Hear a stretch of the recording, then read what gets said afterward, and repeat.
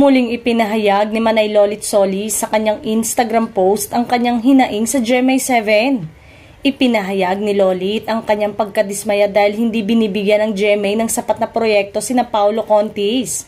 Naniniwala din si Manay Lolit Solis na may sapat na potensyal sina Paulo Contis at si Rian Ramos sa pagganap ng iba't ibang role.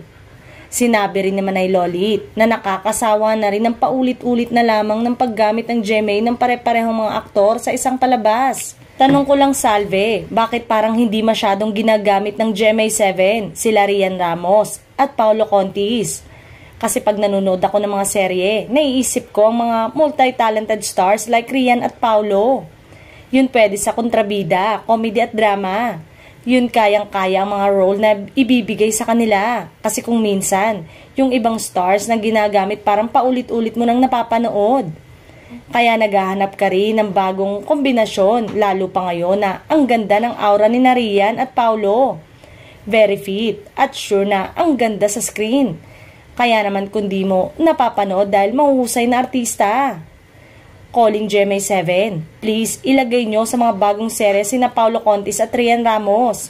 Sayang ang huhusay na artista, gawin nating busy. Baka naman umano maisip pa na lumipat ng network ng mga talent nila gaya ng nangyari kay Kim Domingo at Jeneline Mercado.